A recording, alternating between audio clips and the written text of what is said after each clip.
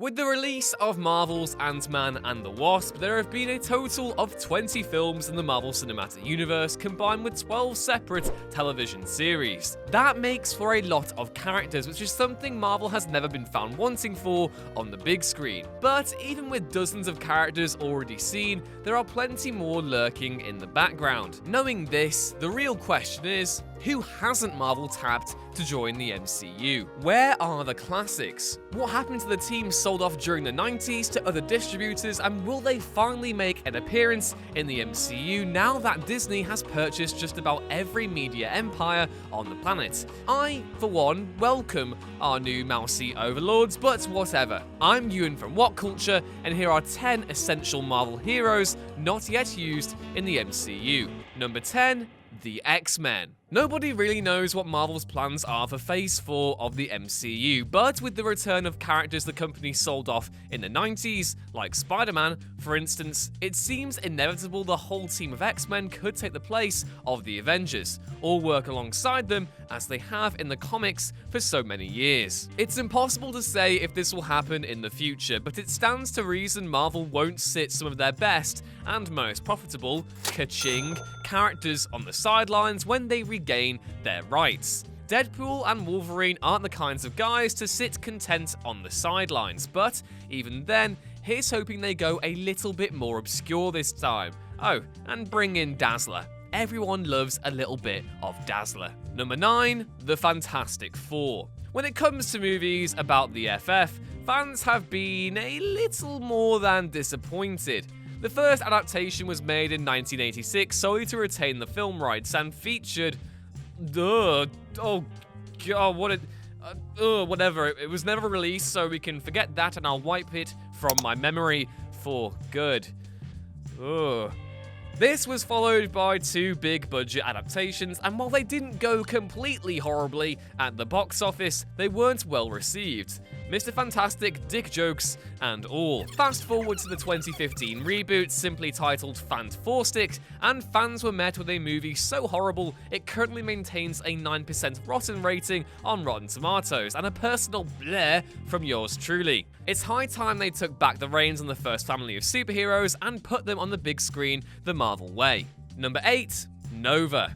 Remember that awesome organization, the Nova Corps, which Marvel introduced in the Guardians of the Galaxy? It had Glenn Close playing its leader, those cool interlocking ship thingies, and of course, Nova, their greatest and most powerful hero. Oh wait. As it turned out, Nova was not in the Guardians of the Galaxy, nor has he popped up in the MCU in any subsequent films. Bummer. There have been several theories online as to the reason behind Nova's absence, but most share a consensus that he would have overshadowed the Guardians in their own movie. Whatever their reasons for excluding him, there have been rumors that he may even show up in Avengers Endgame, with Xandar having been Xan-destroyed by the Black Order, or as I like to call them, Heaven's Grape. Get it? Because Thanos looks like a giant angry grape. There you go. James Gunn mentioned in a Facebook Q&A that he was planning on introducing a, quote, real Nova to the MCU. While Gunn has since been fired from working on the next Guardians movie, his script may still end up playing a big part, with Adam Warlock set to join too. Nova has been a member of Marvel's New Warriors for years, but he isn't going to be in the TV series. This may suggest Marvel is saving him for something more, and hopefully he makes a big splash in Phase 4. Number 7, Spider-Woman. Spider-Woman is one of those characters who never really made a big splash when she was first introduced, but has since gone on to earn a large following in recent years. There have been several women to claim the name, but the first and most likely to hop onto the big screen is Jessica Drew. Interestingly, Spider-Woman is not as closely associated with Spider-Man as many believe. Because of this, she wasn't included in the deal when Marvel sold Spider-Man and his affiliated characters to Sony. She even had her own animated series in 1979 and made appearances on various cartoons and video games in the intervening years. She may be best suited for the small screen thanks to the character's close association with Hydra and S.H.I.E.L.D., both of which have played large roles on Marvel's Agents of S.H.I.E.L.D. She may just be the sort of street-level superhero who would play well in a Disney series too, which is a definite possibility given her growing popularity among fans from our ongoing solo book. However, there's still actually a pretty decent chance she could appear in Spider-Man Gap Year, Spider-Man Far From Home, which would be pretty neat too. Number 6, Wonder Man. Wonder Man started out as a villain, but soon made the transition into heroism and became a full-time Avenger. He's one of the more powerful members of the group, but is a bit too similar to Tony Stark, which may be the reason why he hasn't yet shown up in the MCU.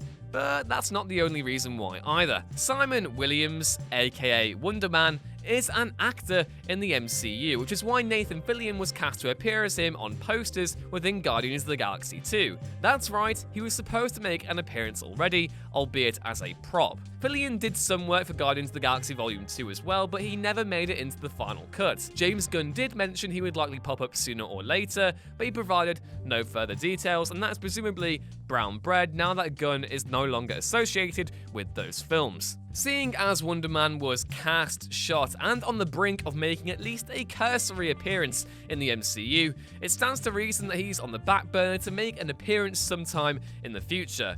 Let's just hope he gets as banging a guitar tune as his DC counterpart. Number 5, Moon Knight. Moon Knight is one of those characters everyone expected to show up on the small screen alongside Daredevil, Luke Cage, Jessica Jones, The Punisher, and the other one, as a street-level crime fighter akin to Batman, but in the Marvel Universe. He seemed perfect for such a treatment. However, with the Netflix series having effectively yelled "piss off Ghost" to Marvel by cancelling all their shows, RIP Daredevil, it's far more likely he's destined for the big screen.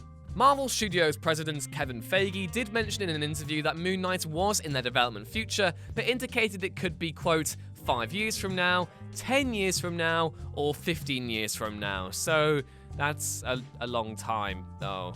Fans of the character have been waiting patiently, and things are looking good for Moon Knight's future in the MCU.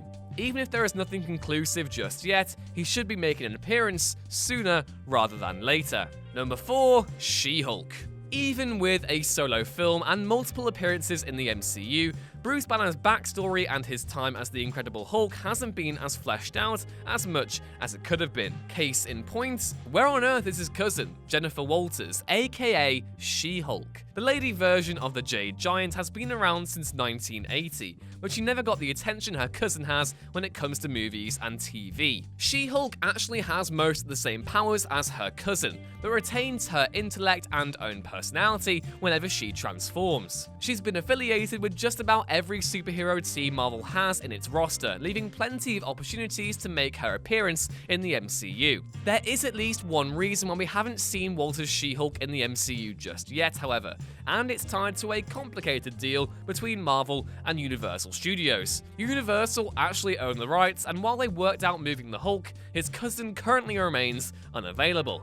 God damn it, Universal. I just want a cool lawyer by day, ass kicker also by day She-Hulk TV series. Why must you torment me so? Number 3, Moondragon. Compared to other characters on this list, Moondragon probably isn't as famous a name, but she's no less essential in the grand scheme of things. Introduced in Daredevil, Heather Douglas is a master of telepathy, an expert martial artist, and even telekinetic, which probably explains how she got away with wearing that outfit for actual decades. Either way, she's a cosmic character with a massive array of powers, and a prime candidate to feature in a future Guardians of the Galaxy film, or even if Marvel just decide to keep on exploring the MCU's cosmic corners. Given the right redesign, Moondragon could easily become the MCU's next big thing, and add some much needed LGBT representation for good measure. Number 2, Blade. Blade is a character just about everyone knows thanks to Wesley Snipes' performance in the original Blade trilogy from the late 90s. Those movies were made prior to the establishment of Marvel Studios, and so do not fall within the MCU, which means the Vampire Slayer is just about ready for a comeback. If there's one thing the Netflix series have taught viewers over the last few years, it's that Marvel can have numerous offshoots and worlds within worlds under the major events of the cinematic MCU. Daredevil and Iron Fist fight the Hand, and Luke Cage has his own stuff going on in Harlem. It's about time Marvel brought vampires back into the fold. The best aspect of Blade is that he operates in the shadows, which would allow for an introduction of a darker, deadlier underworld within the MCU. Blade would work as another solo film franchise, but he would be best suited for the small screen. There have actually been rumors for years about returning Blade to Marvel's movies, with Kevin Feige going so far as to say, quote, "We think it would be cool. Someday." Oh, Kevin, you tease. There's nothing definitive about that statement, but it's safe to hold out hope Marvel will return Blade to cinematic glory in one form or another. Number 1, Namor. Of all the Marvel characters who haven't shown up in the MCU, Namor is probably the biggest fishy slap in the face ever. The Submariner has been around since the very beginning of Timely Comics, having debuted all the way back in 1939, and yes, that is before Aquaman. You might think he had a movie at least once since then, but he has only ever appeared in television series and video games. Namor is essentially Marvel's first superpowered character who wasn't an android. He's basically Marvel's version of Aquaman, but he beat him to publication by a couple of years, and yeah, probably a little bit cooler as well. Namor leads the undersea kingdom of Atlantis, and while he fought alongside the Allies during World War II, he tends to keep himself to himself, often coming into conflict with Earth's mightiest heroes. Despite his sometimes antagonistic nature, he is a hero through and through, and it's time for him to make his cinematic debut. Unfortunately, Namor's film rights are still apparently tied up with Universal, so Marvel will need to sort that out before they can bring him into the MCU. Hopefully, both studios can knock something out and he'll make an appearance in Phase 4. After all, we still need to find out where half of his kingdom went. And he can even be an X-Man too. Win-win.